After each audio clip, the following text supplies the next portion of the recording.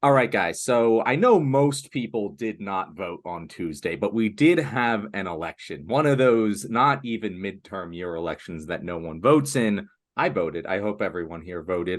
But if you weren't involved in a contentious election, it might not have even been reasonable for you to vote. But there were a couple big ones. And for the big ones, Democrats almost swept. And most of it was due to abortion. The abortion topic, we've said this on the show before. I know this is a big thing that, especially several of the women who appear on the show have said that, like, we believe that the ending of Roe v. Wade would just blue wave all the way until Republicans stop doing it. And if 2023 is any indication, that is what it's going to be like. In Ohio, Ohio, a red state, has been predominantly red for a while now. They just put abortion rights into their constitution through a statewide ballot. We saw Democrat Daniel McCaffrey win a Supreme Court seat in my home state of Pennsylvania, basically running on abortion. Like, he's just said it like, yeah, this was basically my main talking point, with a little bit of the election denialism being fought against as well. We had Andy Bashar wins governor of Kentucky. Kentucky, the Mitch McConnell state, we have a Democrat governor still. And again, the cornerstone of his campaign was, let's not let the Republicans take away our abortion rights. We saw just across, the only really big loss we had was in Mississippi. Mississippi.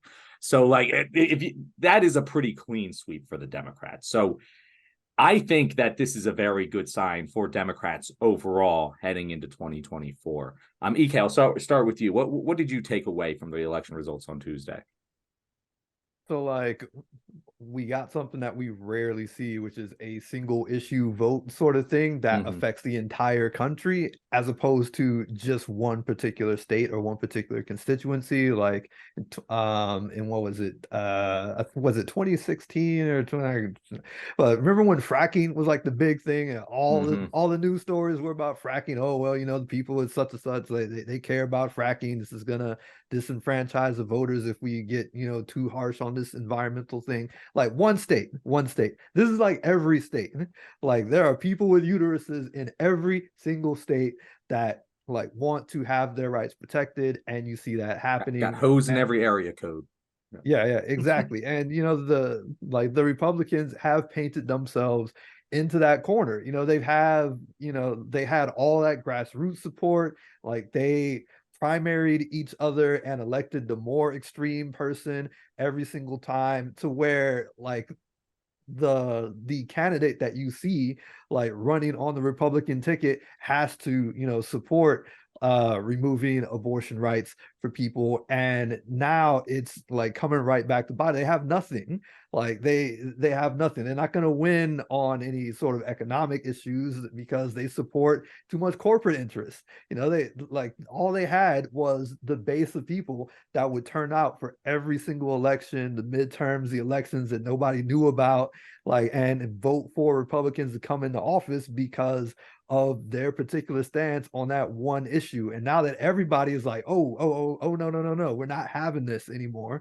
Like, or the people that were sleeping, and unbeknownst to them, like, the whole operation was happening to like completely shift the country over to like the situation that we're in right now, with an extremely conservative Supreme Court, with people's rights getting taken away all the time. Like, they have, like, they accomplished their goal, and it's going to destroy their whole world. So that is what I'm seeing, like, mainly with this whole election thing. Or what are your thoughts? I mean, I 100% agree. Obviously, abortion has been a flashpoint issue that has really just been the Republicans in the ass. I don't think they thought about this strategically when they overturned Roe v. Wade, because the people overturning Roe v. Wade didn't have to deal with elections. They were on the Supreme Court. So they weren't going to have to deal with the political backlash here. And, obviously, we see what's happening. A lot of Republicans on the night of the election were saying, well, a year from now, no one's going to care about abortion. We'll be able to bring them back to our side. It's like, yeah, no, it was over a year ago when you overturned Roe v. Wade, and it's still a major issue now. So I don't think this is going to go away. I mean, women are going to still be getting pregnant a year from now. Like, this is not going to go away. And I think obviously it's a great thing for Democrats because they've been pretty united on this issue. They've been able to use it repeatedly, as we've seen in red states. We've seen, like, in Ohio last year, Kentucky and Kansas, women in red states are saying, hey, I might be a conservative, but I don't want the government telling me what to do with my body. And that is leading to a whole lot of losses for Republicans. One thing that I will mention that I think is interesting, and I'm not sure if a lot of people pay attention to this, and it really, there's only one election that proves this, but for me, outside of just abortion, one thing that I saw at the election results last night was actually a loss and a failure to really push Black conservatives. So in Kentucky, for example, obviously, Andy Beshear was the incumbent, but he was running against the Attorney General, Daniel Cameron. And now Daniel Cameron was Black Republican, and his most famous thing that he was known for was being the Attorney General who decided not to prosecute the cops who killed Breonna Taylor in Kentucky back in 2020. So he was already a pretty, wildly vilified individual throughout most of the country by activists who were pushing for those cops to be persecuted for their crime. So he ran on this weird platform of being like angry about COVID-19 policies. And that was his like whole thing was like, the governor went too far with COVID-19. So you got to elect me. I won't go that far. It's like, bro, the pandemic's been over with for like 2 years now. Like you guys are not going to be able to keep using this as an issue. Women are still getting pregnant though, and that's always going to keep happening. And so he lost based off of that. But the reason why I related to the Black conservatism thing is that it's interesting because on the same night we saw victories for Black progressives. We saw Rhode Island elect their first ever African American to represent them in Congress. We saw Philadelphia elect their first ever Black female mayor. So Republicans have been trying to make these weird inroads with African American voters, using people like Kanye West and things like that for a long time now, for the last few years, really. And it's not working at all. Like it's just complete failure. And it's a failure on two fronts. One, they can't get African Americans to vote for it. Like that's the main reason why it's a failure. But two, they can't get white nationalists to vote for the Black candidates they're running.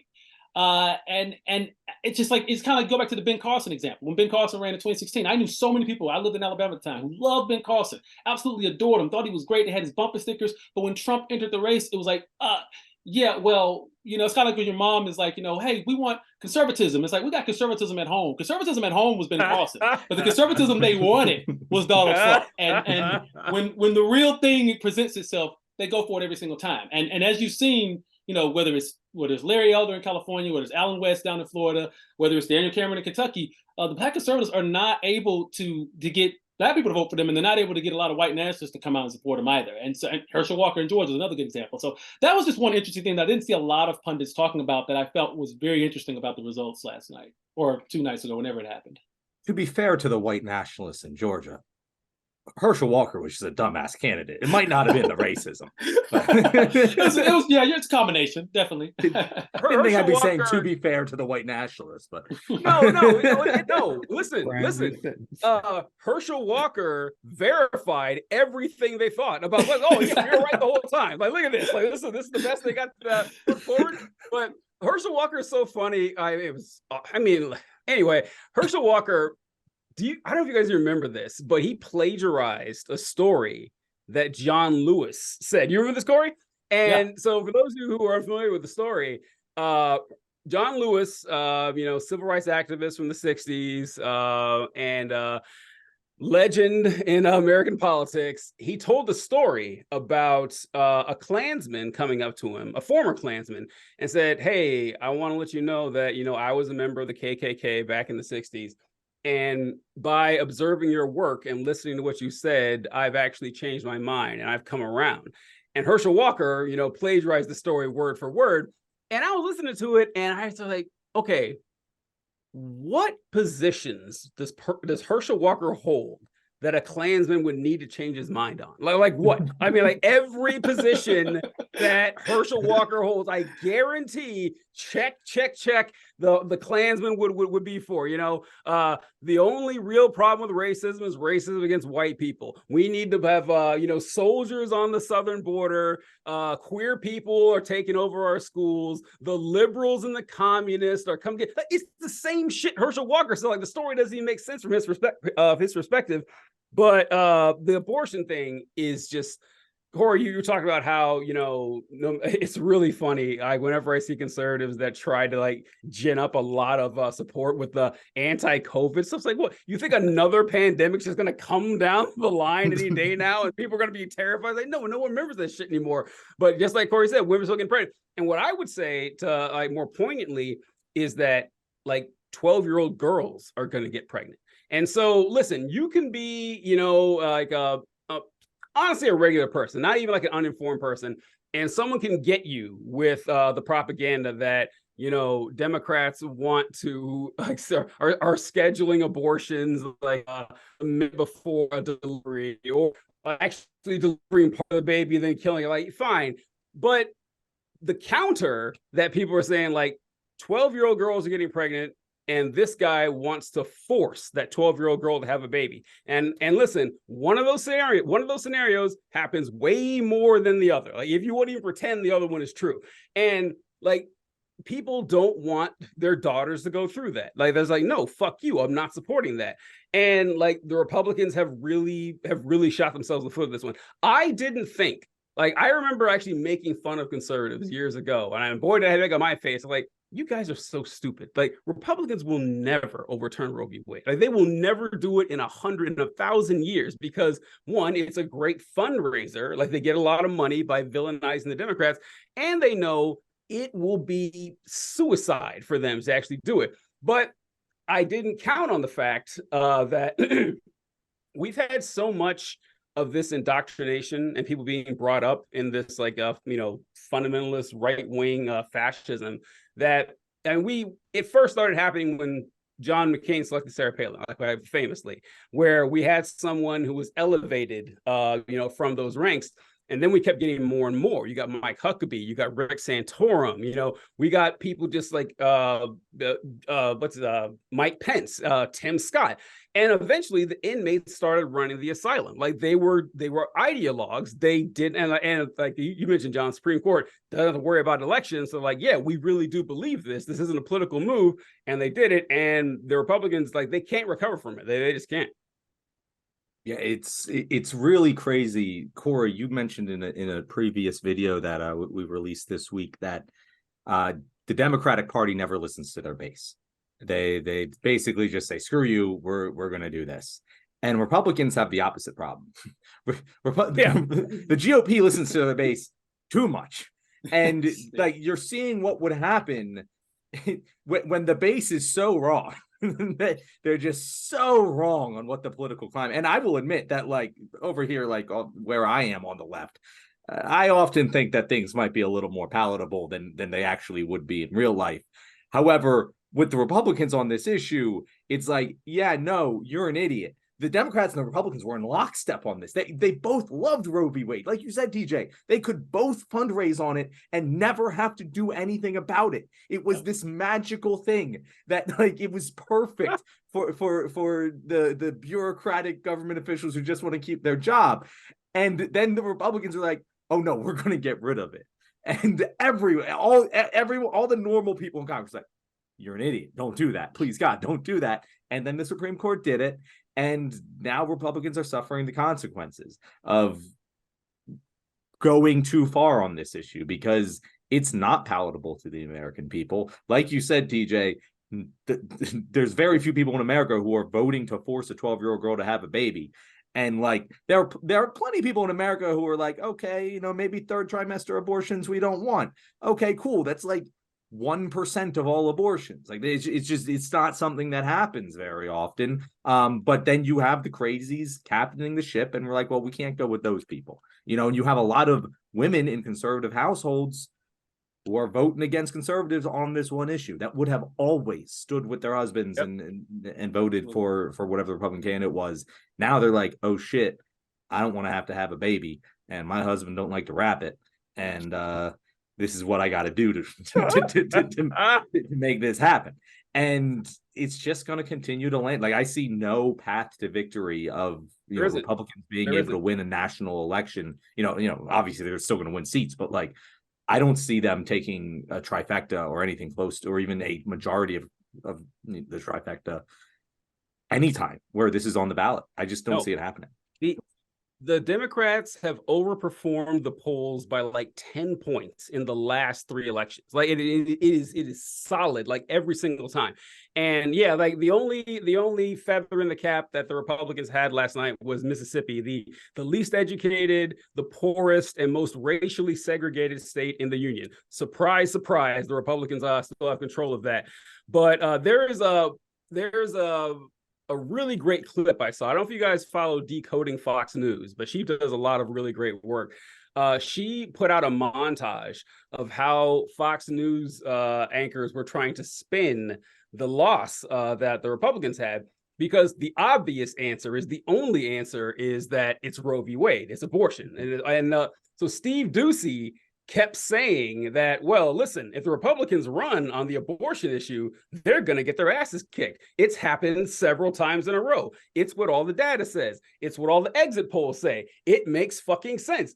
And the other anchors kept saying, well, you know, the Democrats just seem to raise more money, and the Democrats just seem to have better messaging. And the Democrats like, no. And Steve Doocy kept trying to bring it back to the point, but they couldn't say it. And it's like, listen, guys, you're going to have to just admit that this is the case. And it's just amazing to watch the Republican. Vivek Ramaswamy, I think it was after the debate, he did an interview talking, you know what I'm talking about.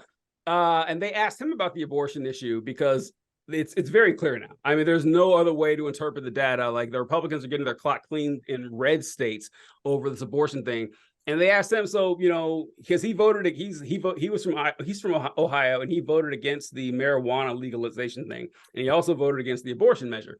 And they asked him, like, well, what do you think Republicans should do about the abortion measure? He says, well, I think we need to change our messaging, and that we need to provide support for adoption services and increase the culture of men's sexual responsibility, which read 2 ways to me. And one, in that men are going to now have a say over what, a woman can get an abortion or not.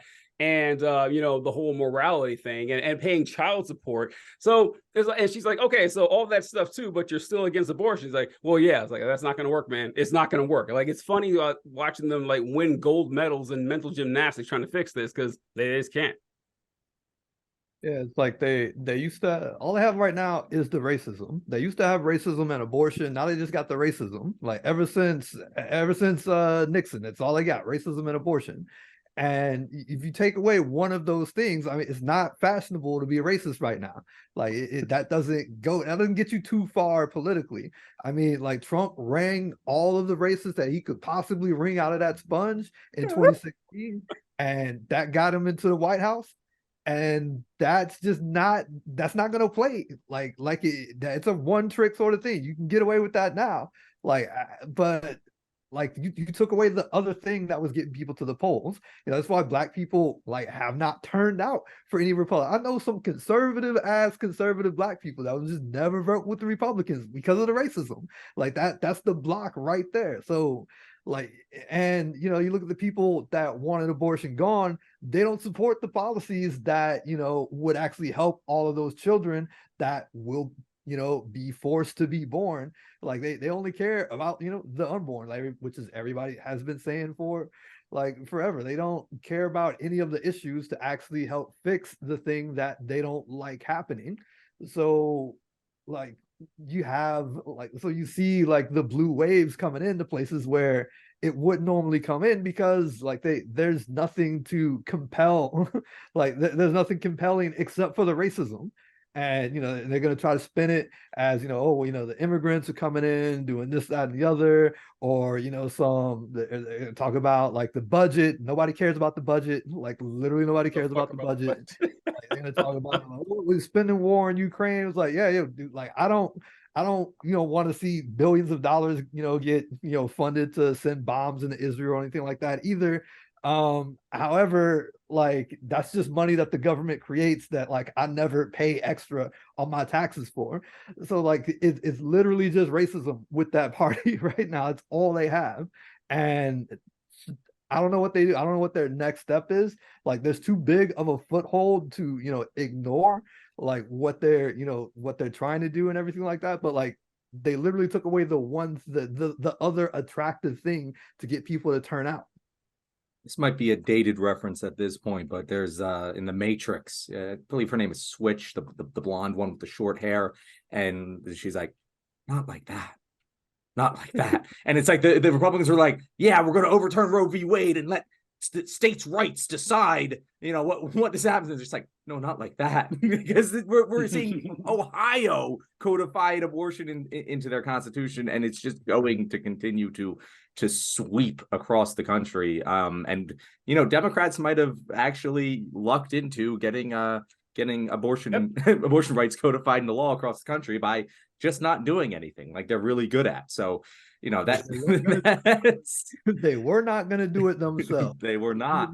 That was never going to happen. But the funny thing about this, like we're all pretty much in agreement that we have probably another blue wave incoming on 2024 based on the abortion issue. But the very interesting thing about that is the top of the ticket is a little bit different. The top of the ticket, Trump is not really anti-abortion. Like everyone knows, like he says it to like appeal to Republicans, but Trump's paid for quite a few abortions in his life and would not like to see that right go away. And it's never really been a big thing for him. The anti-trans, anti-LGBT thing, it's never really been his cup of tea. And so a lot of these issues that Republicans are losing on right now, Trump doesn't really symbolize them. And we're seeing some very bad polling numbers coming out of Biden.